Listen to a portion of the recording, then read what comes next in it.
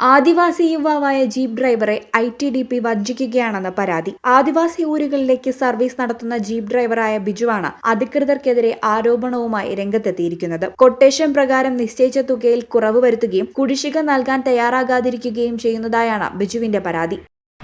ഞാൻ വിദ്യാഭ്യാസത്തിന് വണ്ടി ഓടിക്കുന്ന ഡ്രൈവറാണ്. അകമ്പാടം പാലക്കയം എന്ന് പറഞ്ഞ കോളനിയിലുള്ളത്.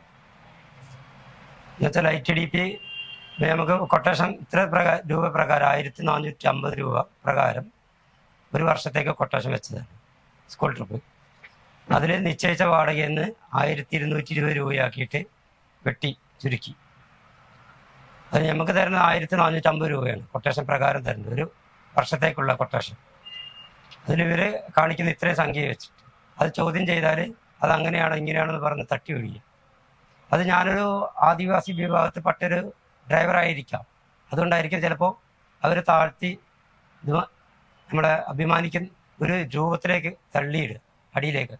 ഒരു വർഷത്തേക്ക് 1490 രൂപയുടെ കൊട്ടേഷനാണ് ബിജുവിന് നൽകിയത്. എന്നാൽ ഇതിൽ 1220 രൂപ കുറച്ചാണ് ITDP നൽകുന്നത്. എന്തുകൊണ്ടാണ് പണം കുറയ്ക്കുന്നതെന്ന് ചോദിക്കുമ്പോൾ ഉദ്യോഗസ്ഥർ തട്ടിക്കയറുകയാണെന്നും ബിജു ആരോപിക്കുന്നു. താനൊരു ആദിവാസി യുവാവായതുകൊണ്ടാണോ ഇങ്ങനെ ചെയ്യുന്നതെന്നും പുറത്തുനിന്നും വരുന്ന ടാക്സി ഡ്രൈവർമാർക്ക് അവർ എഴുതി കൊടുക്കുന്ന തുക ITDP പാസാക്കുന്നുണ്ടെന്നും എന്നിട്ടും തനിക്ക് മാത്രം ഈ ദുരവസ്ഥയാണെന്നും ബിജു പറയുന്നു. 7 മാസത്തെ വാടക കുടിശ്ശിക ITDP നൽകാനുണ്ട്. അതിൽ ജൂൺ മാസത്തിൽ 2 മാസത്തെ വാടക മാത്രമാണ് നൽകിയത്. ബാക്കി പണം നൽകാൻ ITDP അധികൃതർ തയ്യാറാകുന്നില്ല. മുടന്തൻ ന്യായങ്ങൾ പറഞ്ഞ് തന്നെ വഞ്ചിക്കുകയാണെന്നും ബിജു കൂട്ടിച്ചേർത്തു. ദിനംപ്രതി സ്കൂൾ കുട്ടികളുമായി 11 കിലോമീറ്റർ ദുഷ്കരമായ റോഡിലൂടെയാണ് ബിജു ജീപ്പ് ഓടിക്കുന്നത്. ഡീസൽ അടിക്കാൻ പണമില്ലാത്തതിനാൽ ലോൺ എടുത്തും നാട്ടുകാരോട് കണം വാങ്ങിയുമാണ് ഡീസൽ അടിക്കുന്നത്. ഒടുവിൽ ഗത്യന്തരമില്ലാതെയാണ് ബിജു മലപ്പുറം ജില്ലാ കളക്ടർക്ക് പരാതി നൽകിയിരിക്കുന്നത്.